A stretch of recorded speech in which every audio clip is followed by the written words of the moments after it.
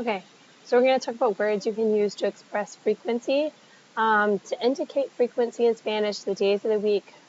Okay, so let me start up here. So frequency expressions, such as the ones listed below, may be placed at one of several locations within a sentence. So you can use siempre, which means always, de vez en cuando, once in a while, a veces, sometimes, casi siempre, almost always, a menudo is often, casi nunca, almost never, algunas or muchas veces, a lot of times, a menudo is often, and nunca is never. And so they're saying that you can put them, vamos a esquiar siempre a Chile y siempre vamos a esquiar a Chile. It looks like you can put it in front of your verb or after your verb. Both are okay. To indicate frequency in Spanish, the days of the week require the preposition on in English. We play tennis on Saturdays. To indicate frequency in Spanish, the definite article must always appear with the days of the week. So they don't put on, they just put they put los. So, and then you make your day of the week plural. The only ones you need to make plural are Saturday and Sunday. So if I wanted to say, I go to class on Mondays, I'd say, asisto a clase los lunes. That's how I'm saying on Mondays. On Tuesdays is los martes, los miércoles, los jueves, los viernes. But when you get down to Saturday, because Saturday is one of the days of the week that doesn't naturally have an S on it, so you add an S when you're talking about doing something on Saturdays, and the same thing happens with domingo. You have to add an S. For the other ones, you don't do anything because they already had an S in their singular form. It's just sábado y domingo. Sábado y domingo that you had to add an S to, okay? You can also use cada and todos to express frequency. Cada is used with singular nouns, like if you want to say, and it means every or each. So every month or each month, cada mes, cada semana, cada año. But if you wanted to make them plural, like days, month, then you use todos. Todos los días, meaning all, cada día is every day, but todos los días is also every day. So you can kind of use cada and todo interchangeably, but if you use cada, you need to leave the noun that you are saying you do, you need to leave the noun in the singular form. So cada mes, cada semana, cada año. And if you use todos, you make them plural. So todos los días, todos los meses, todos los lunes, that would be cada lunes. Todo el día. So the singular form can also be used, but the meaning is different. So if you say todos los días, that means every day. Todo el día means the whole day. It's just that one day. And toda la semana would be the whole week, but todas las semanas would be all the weeks. And just notice that todos has two spellings, whereas cada doesn't. So it's going to be cada for mes, for semana, for año. But for todo, if you're describing something feminine, like semana, it's going to be todas las semanas, but todos los días. So just be careful of that. Nunca means never, so you can put it. This is the same thing for siempre. So you can do nunca verb, nunca hace ejercicio, or no hace ejercicio nunca. Okay.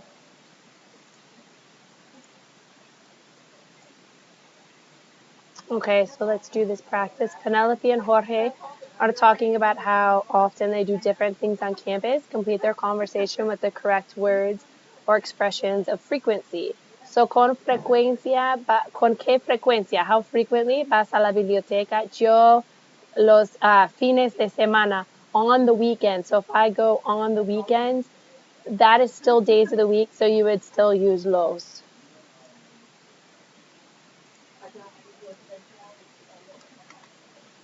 Los fines de semana. Ajá, y el laboratorio de lenguas, pues no mucho. So you want to say almost never go porque tengo mi propia computadora. So with nunca, you can put casi, and that means almost never. Yo voy blank porque mi computadora es muy antigua. So I go, you couldn't do todos los because after todos los, you need some date and time, and you can't use cada because cada also has to have a date following it, and those also need something following it. So A veces, I go often or sometimes. Yo voy a veces porque mi computadora es antigua. ¿Vas mucho al gimnasio? Sí. Here you want to say I go on Tuesdays and Thursdays. That's when you put the los. That's how you say on Tuesdays and Thursdays. Y tú, here you can put cada. You can't use todos here because remember todos has to be made plural. So you want to say every day, you have to put cada día.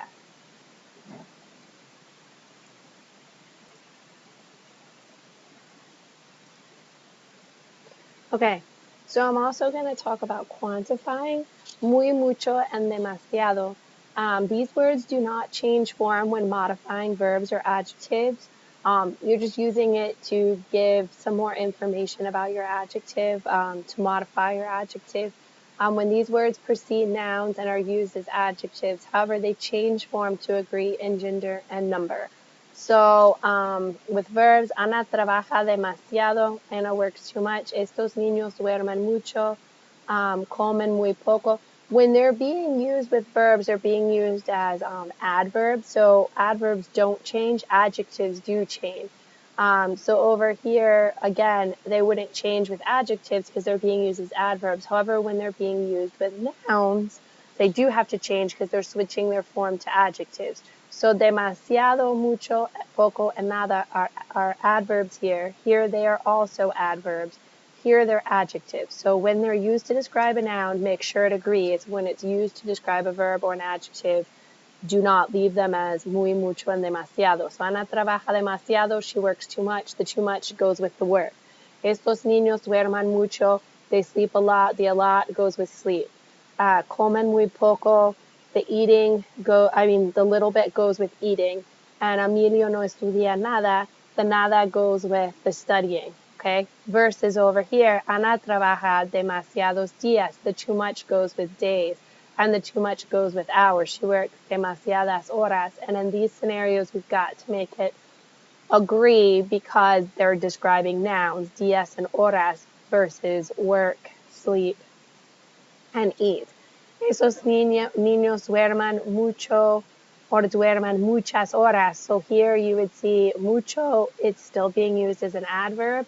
But with horas, when I want to say they sleep a lot of hours, then I have to make it muchas to agree with horas. And here, coman poco pescado, pocas naranjas.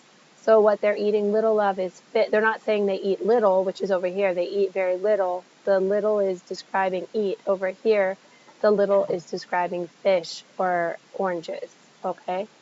And here, Ana está demasiado cansada. She's too tired. The too is describing tired. Tired is an adjective, so it's being used as an adverb. Estoy muy cansado. I'm very tired. The very is describing tired, which is an adjective. So that's making these guys function as adverbs. So just be careful about what your muy, mucho, and demasiado are describing. So we can do practice.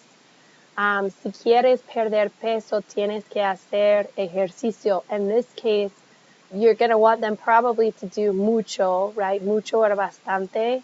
Either or would work.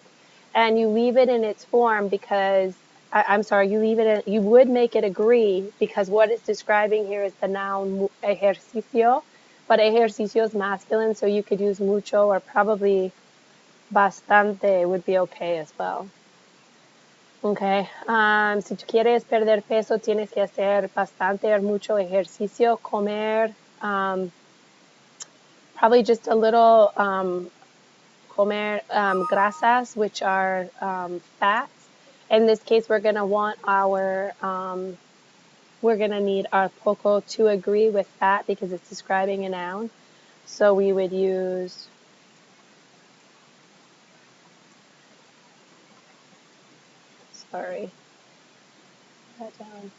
pocas grasas. Y además beber, to drink a lot. I was going to say a little bit because I didn't know if they were talking about alcohol, but you can see it says especialmente agua. Here, because you're not saying drink a lot of water, you've got it as a comma and then it says especially water. Here you have to leave it alone and just leave it as mucho. You can't make it agree because it's not describing anything. It's describing drink, which is a verb. Creo que comes blank y por eso no bajas. So I believe that you eat a lot or maybe too much, demasiado, or probably mucho. And I'm not going to change it because this is describing how you eat. It's not saying like you eat too much fat or you eat a lot of fast food. Y por eso no bajas de peso. Si soy blank perezoso, no soy activo. So I am probably very lazy. No, a little bit lazy. Yeah, because you would need muy, you couldn't do mucho. Mucho means a lot, and mucho would just go to describe a noun.